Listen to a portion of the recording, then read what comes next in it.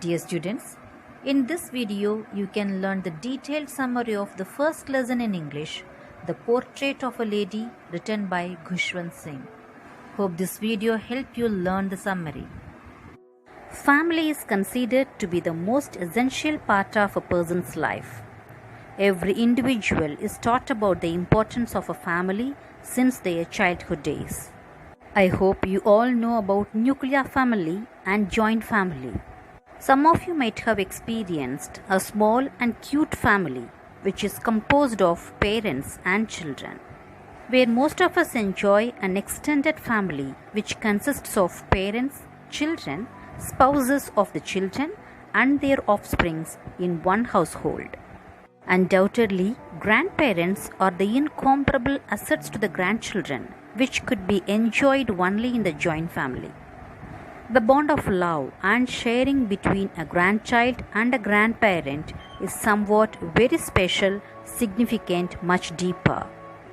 In some cases, that bond seems more stronger between them rather than parent and child. The love and care with which grandparents teaches us and pampers us is entirely different from parents.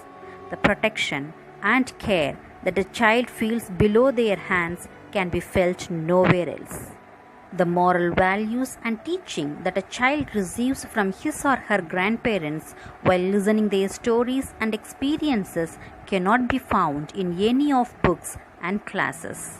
The lesson, The Portrait of a Lady, is the story of the author in which he describes his relationship with his grandmother over the years.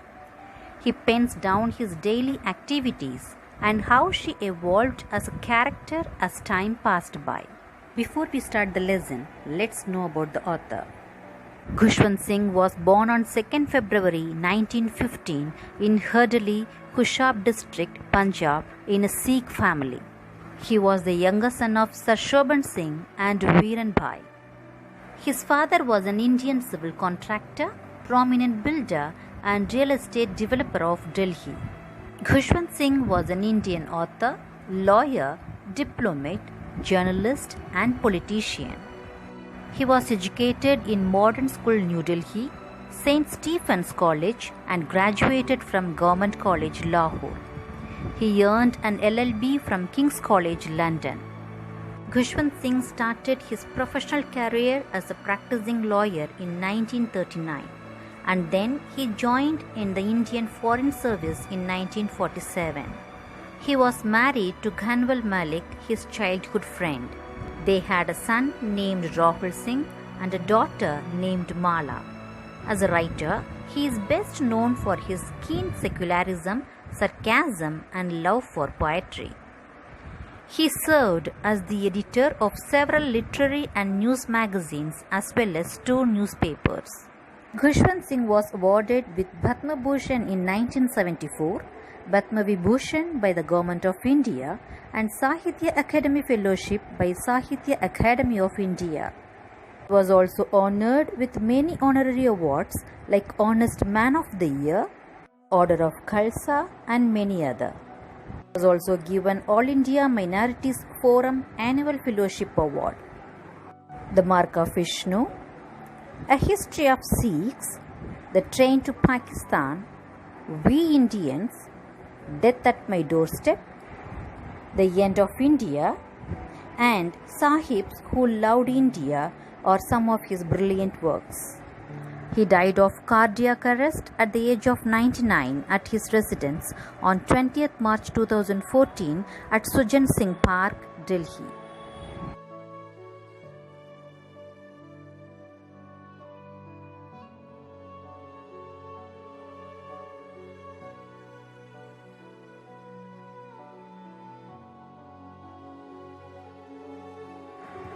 The lesson, The Portrait of a Lady, written by Khushwant Singh, is a biographical sketch describing the bond between a grandson and his grandmother, filling the mind with reminiscences of the past. In this lesson, he describes his relationship with his grandmother over the years. He pens down her daily activities and how she evolved as a character as time passed by. He explains her appearance, which helps create an image in the reader's mind. In the beginning of the lesson, the author talks about his grandmother. He had known her for the past 20 years and she had always been old and wrinkled. He was told that she was once young and pretty and had a husband.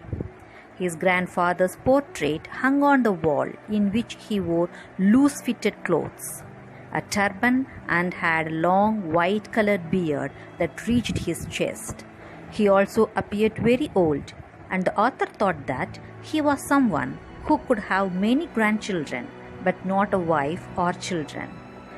The author could never imagine that once his grandmother was young and pretty.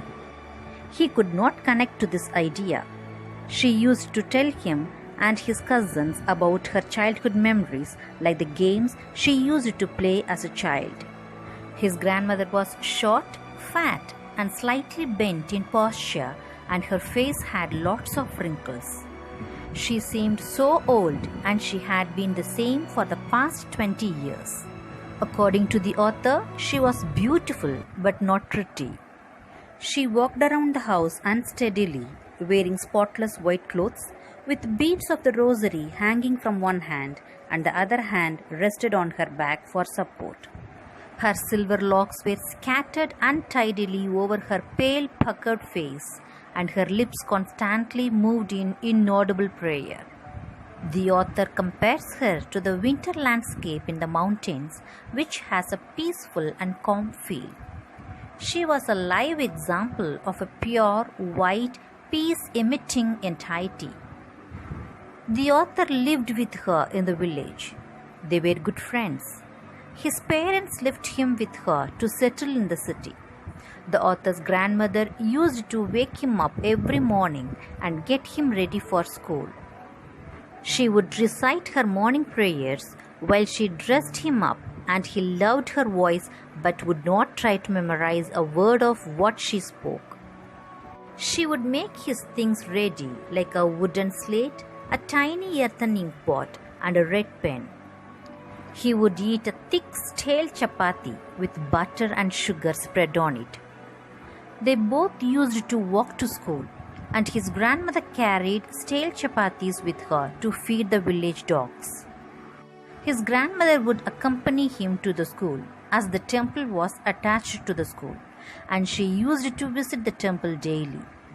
On one side, he would sit on the veranda with other children, would sing the alphabet and prayers in the chorus. On the other hand, she would sit in the temple to read the scriptures.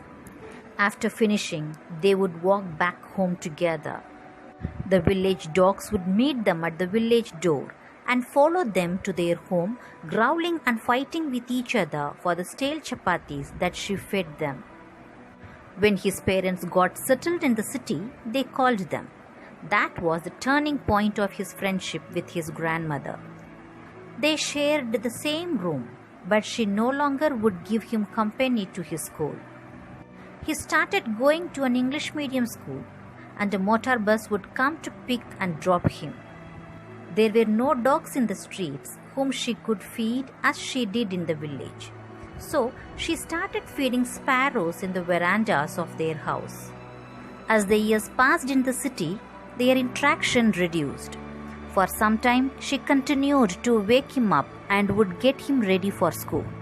She would ask him what he had learned in school that day. The scientific technology and English words made her unhappy. As she did not know the language, she could not help him with the lessons. As his new school never taught him about God and religious scriptures, this made her sad. She did not approve of such an education. When she came to know that he was getting music lessons, it disturbed her. She did not like that he learned music, so she stopped talking to him. As the author went to university, he had a room of his own. The common link of his friendship with his grandmother that they had when they shared the same room was changed now, and thus his friendship with her ended. She became more private and spent her whole day spinning wheel. From sunrise to sunset, she would sit and silently recite her prayers. In the afternoon, she used to feed sparrows in the veranda. Breaking the bread into small pieces, she would feed hundreds of birds. The birds would gather around her. Some sat near her, some on her legs, some on her shoulders, and few on her head. She never shooed them, but always smiled. She was the happiest in that half an hour during the whole day. When the author decided to go abroad for further studies, he believed it would be the last time he would see her, as he would be gone for 5 long years. As they all reached the station, she held him tightly and kissed his forehead. He thought it was the last physical contact with her. The wet impression of her hand was dear to him. She was not sentimental at all. When he came back after 5 years, she came to meet him at the station. She looked just the way she did 5 years ago, not a day older. She held him again in her arms and was still reciting her prayers. He noticed on the first day of his arrival that only sparrows would make her happy. That evening, she did not follow her regular routine of praying. She collected a few women from the neighborhood, got a drum, and started singing with them. She thumped the ruined part of the drum and sang along. The whole family persuaded her to stop, as she might get ill due to exhaustion. The next morning, she fell ill. It was a mild fever. The doctors told them that it would go away, but she took it differently. According to her, she would die soon, as her end was nearing. She started chanting prayers, as she did not want to waste her last hours in talking to anyone. The family protested, tried to stop her, but she laid peacefully on her bed, chanting prayers and doing her beads. Suddenly, she stopped, and rosary fell from her lifeless fingers.